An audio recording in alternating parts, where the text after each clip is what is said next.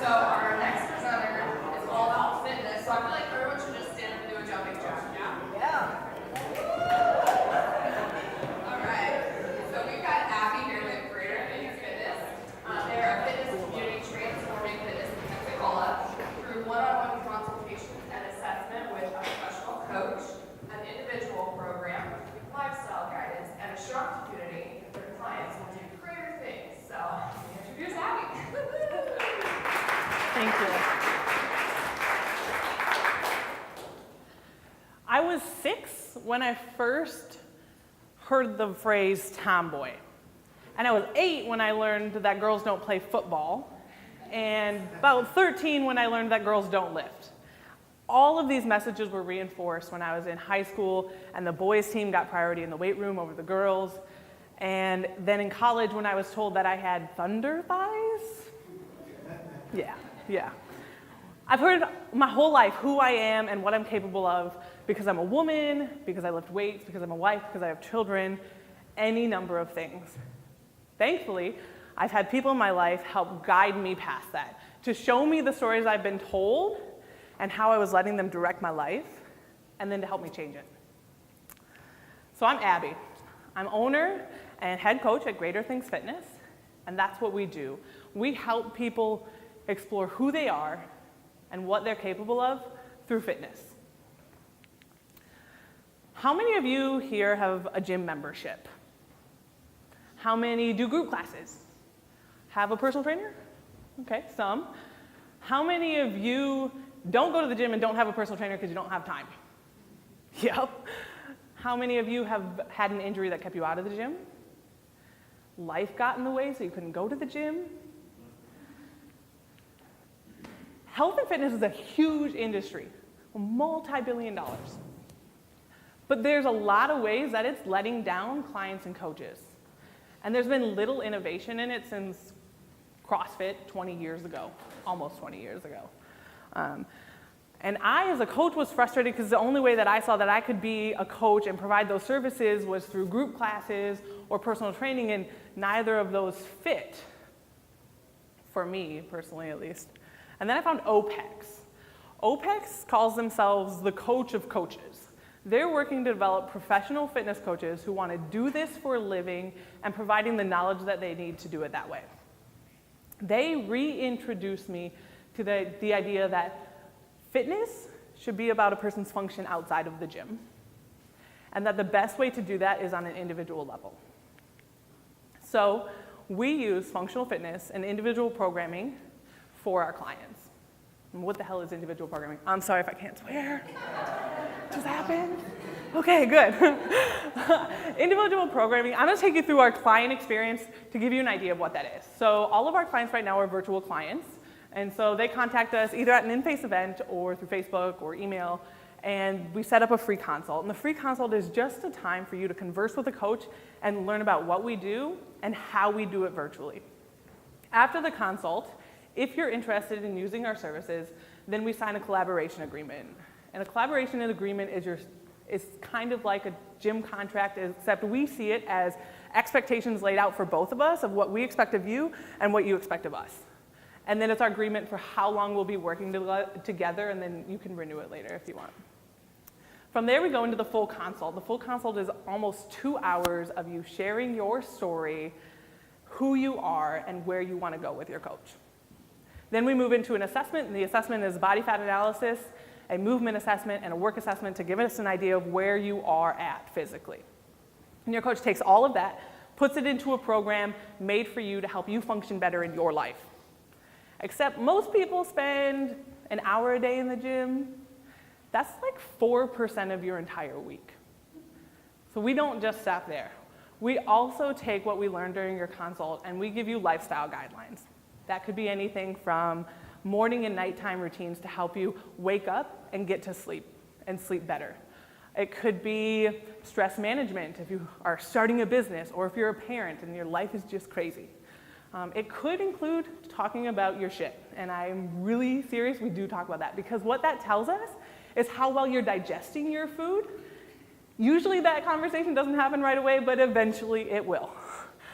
From there, so we give you the fitness programming, lifestyle guidelines, and from there we go into your programming, and you get that via Fitbot. Fitbot's an online programming sharing software where you get your weekly programming. You can use it at whatever gym you want. So if you have a gym membership at Snap Fitness, you take your program that we created for you and you do that there. We can give you your program, video demonstrations, feedback. You can submit videos, and we also provide a chat feature through that so you can contact your coach if you need them. Lastly, we do monthly check-ins with all of our clients. This gives you a chance to sit down again with your coach, give them any updates that are happening in your life, share any questions you have, any concerns, and connect again with your coach. If you haven't been, usually they're going to know what's going on in your life because you're communicating with them through Fitbot almost daily with your programming. So that's what we do. We provide online fitness and lifestyle programs for people developed by professional coaches to help you do greater things with your life. Our long-term goal is to have an in-person training facility where you could take your program and then you'd be able to come in, be supported in person by a coach with your movement, have a community around you while you're doing it, and get all the services that we already have plus in-person benefits. So that's it. That's Greater Things Fitness, helping people do greater things.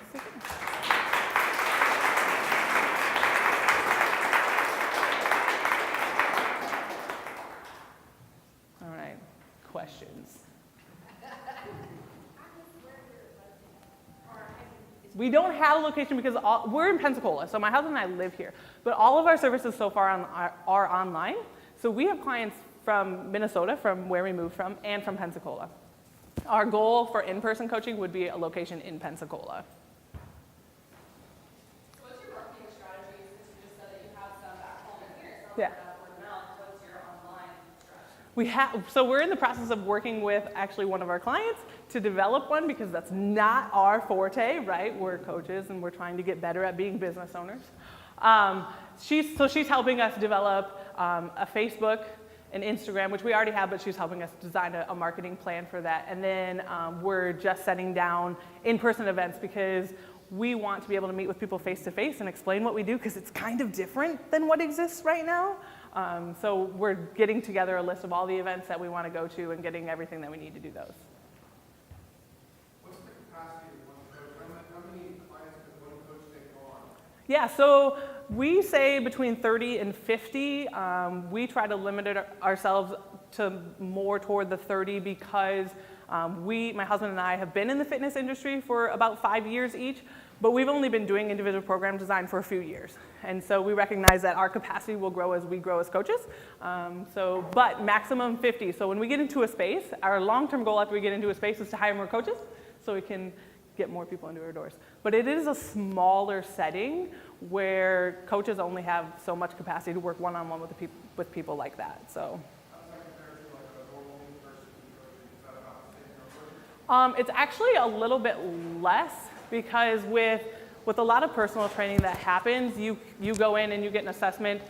Sometimes they'll give you your own program, but a lot of times it's like a predetermined program that they're adjusting for you, and it's a little bit easier to do that. So we don't do that. We make everyone's program from scratch for them, which makes it a little bit more intensive. And then obviously group classes is just like way beyond that. Like if we ran a group class facility, we'd shoot for hundreds. The organization you're associated with OPEC? Yeah, we're both certified through them, and they have a gym licensing program. We haven't decided if we're licensing yet. Is your area protected by them? It would be. So we would be protected for a 3-mile radius around wherever we would put down a facility. How large do you think your market is? It's big enough. So our target market would be professionals 35 to about 50 with an income over 80,000. So we'd want to kind of be more toward the East Hill, Gulf Breeze area. So we'd be looking toward downtown for a location. You mentioned lifestyle advice. What does that encompass? A variety of things depending on like each person, but it includes. We don't do nutrition because in Florida we leave that to registered dietitians totally fine. But it does include like food hygiene, like how much do you chew your food? Are you cooking your food and smelling it while you're cooking it? It includes stress management, whether that's like helping you transition from work back to your family. It includes sleep, recovery, so helping you develop strategies for recovering both from your workouts physically, but also from just like crazy things that happen in life, because workouts are just added stress that we are putting on our body, and so we help people recover from that and then just the stress that they have every day. So when you mention functional fitness, does it tie into like the functional medicine mindset of awareness for eating food, being conscientious, food, Absolutely. microbiome, all that stuff? Absolutely, and having people start to be conscious of like when you're lifting or when you're working out, how does it feel? So like you're running on the treadmill, if you want, or if we program it for you, how does that feel? What are the thoughts that are going through your head? What are you thinking? How is that changing how you're doing your workout? And making it about you knowing what's happening in your body and being aware of how it's happening in your body, and not just like, okay, I have 15 overhead presses and then I have to back squat. So. You mentioned the word community, and I've had my own business for a number of years. I see a lot of examples, to include co-ordinates, where individual people need the socialization and interaction with others. Mm-hmm. Yoga is another good example, Mm-hmm. where you can do it at home, but people like to go to a studio. My daughter, who homeschools her kids in North Carolina, started a learning center for people that homeschool 3 days a week because of the socialization thing. Yeah. So community is very important to support what you were doing individually. It's not just, I learned from that person, it's the whole nature of the interaction, relationship management. So any way you can create even a pseudo community or a full community or whatever community would be helpful to support the individual pathway that people are taking. Yeah, and that's something that we especially want to do when we implement our on-site facility, but we've been talking actually with our person who's helping us set up our marketing about how can we create an online community for the people who work with us online. And so obviously there's like Facebook groups out there, and we're just trying to explore all the platforms that we can provide that for our clients who are already doing online fitness. I agree.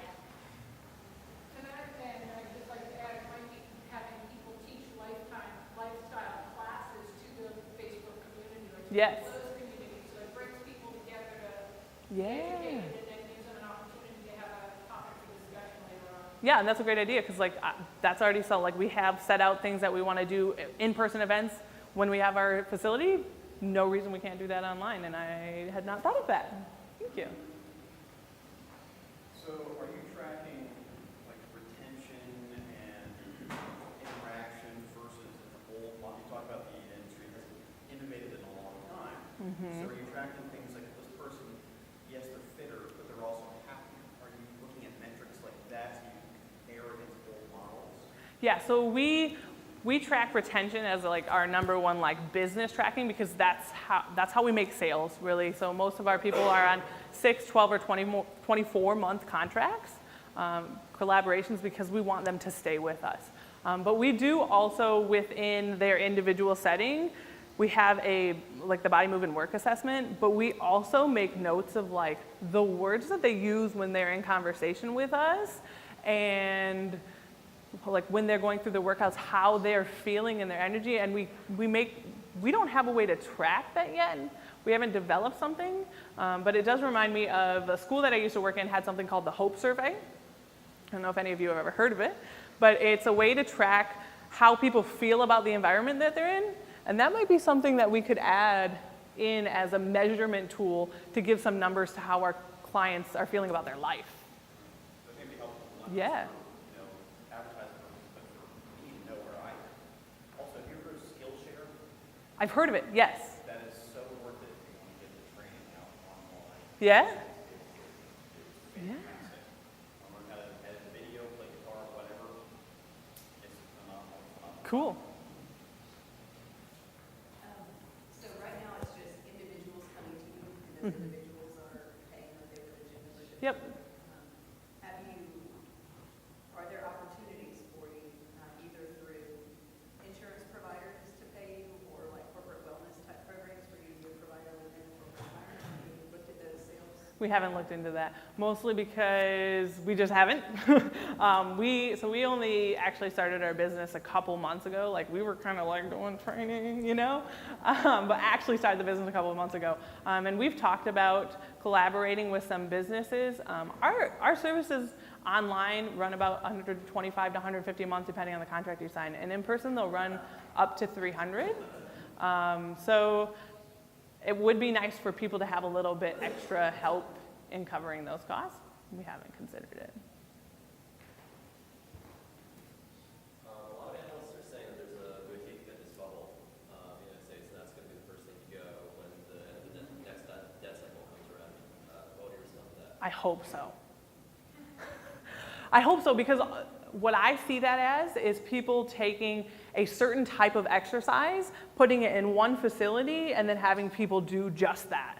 But I don't think that that's the answer to like people really doing greater things with their life. Like, I think it's good to incorporate a lot of different types of ways to move and that kind of thing. And do we have that? Like, no, we don't have dance instructors. But what we can do is we can provide you a program that can adjust and move as your life does. And it's on an individual level, whereas a lot of these boutique places are like one type of program, everybody does it. Following up on that, are you constrained by your program, or did you say like this person likes dance to go do whatever? I hope they go do some dance. Like I'd probably program that for them. Like when they come into the gym or for their gym programming, I'm probably gonna incorporate like single leg movements so they improve their hip stability. But I hope that if they like dance, that we find a way for them to express that side of themselves. Would that mean sending them to like a dance studio, or would it? I don't know. We'd explore what that would look like. I want to see gym dance too.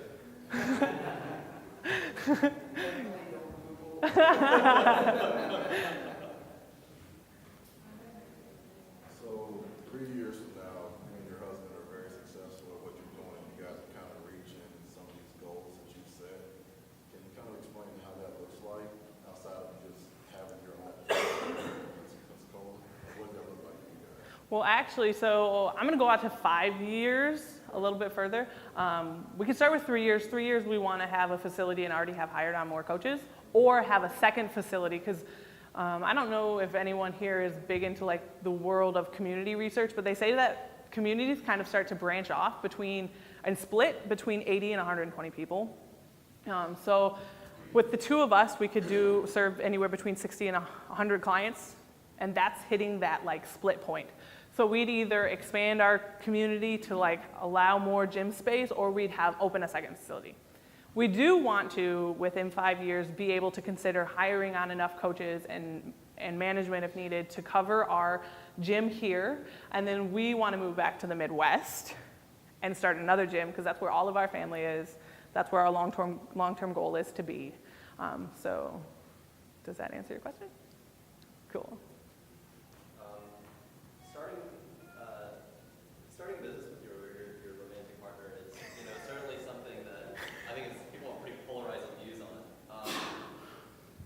When do you think a couple should go into? When do you think a family should go into business together?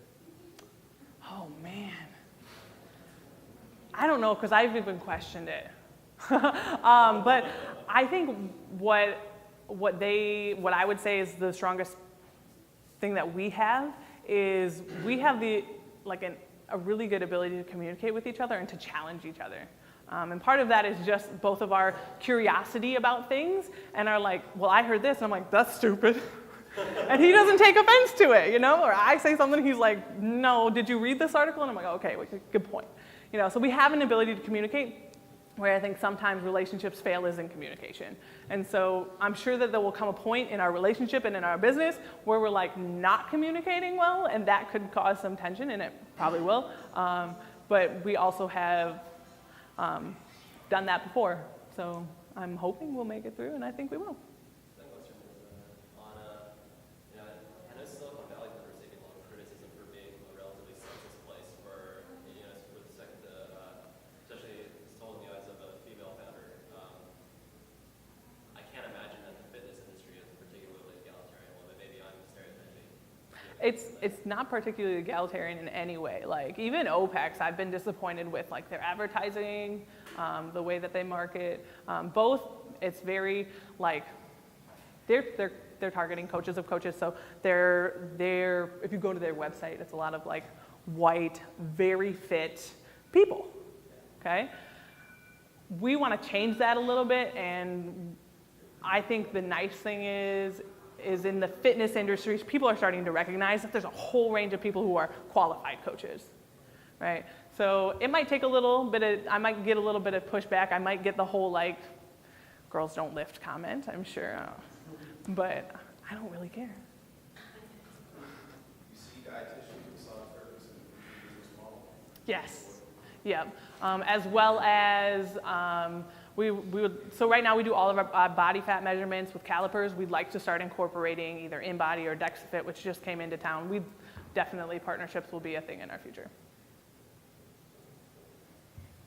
So was your main goal to have just the gym here as the kind of catalyst for launching your brand online, or is it to basically transition online into just a one facility? Oh yeah, transition online to an Insight facility. I don't know that has to be one, but yeah, transition from online.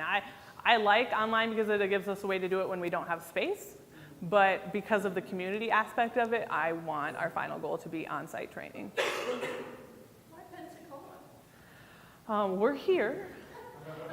I like it. And because Why are you here? so, well, my husband's Navy. Got it, okay. Yep. And then I said I would never move to Florida. If he moved to Florida, I wasn't going with. And then I moved here and I kind of liked it. But these are some of our competitors.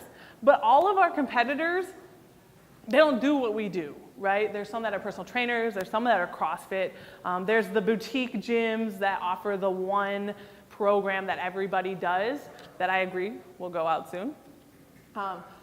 And while we have to compete with them, we don't.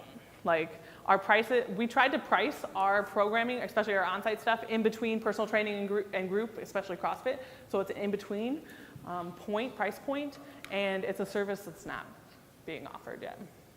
Although it sounds like there might be more holistic coaching coming out in Pensacola. So I'll be excited to see what that looks like. Are most of your online members signed up with you and then go into one of these gyms? Yeah, so most of them sign up with us and then they go into like usually a 24-hour gym where the membership's a little cheaper and they just need equipment. And now, is there any way for you to insert yourself in the middle and make money from bringing them a client? We've tried. We've reached out to a few CrossFit gyms. They said no. Mostly because they run group classes. And so when they're running group classes, we can't have the floor, but that's the most popular time of the day for people to come work out.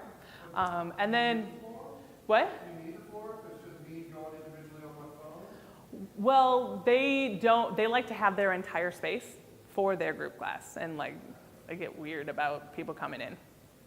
And we've reached out to a couple other places. One we heard back and I was hoping that we could connect with them because they have like a little extra space that it seems like they don't use.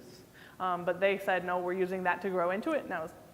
So we haven't found anywhere yet, but if you know of anyone, let us know. I think his question kind of ties in with my previous question if, like, the regimen over on Davis does group classes constantly, right? Yep. If I'm your client and I'm their client, do you need floor space there, or do I just need to go there and spend? Yeah. So I actually have a client that actually has a membership at Regimen. And what she does is like 2 days a week we program that she's going to do Regimen classes, and then 3 days a week they have a separate room where they just have machines and she goes and works out. And then since I'm not there to coach, like I'm not allowed in that space as a coach, she sends me videos and we can even, like, if there's a new movement that she's learning, we can even live feed if I'm available at that time. And then she can submit it online and then I can give her feedback. Okay, so this is very hands-on. Yeah. And it will hopefully get even more hands-on as we have an on-site facility. All right, so what can the Pensacola community do for you? Actually, his question right there, we do want to find an on-site facility. And so we have a vision long-term that will look like our own separate facility, but we would love to start in somewhere that would love for us to bring in clients and we pay them to use their space or whatever that looks like. So if you know of somewhere or someone that has a few extra 1,000 feet that they'd give us or whatever, let us know, let them know, give our contact information so that we can use that space. What exactly do you require if you're looking for a space? AC would be nice. Tall ceilings and about, at a minimum, 1,000 square feet.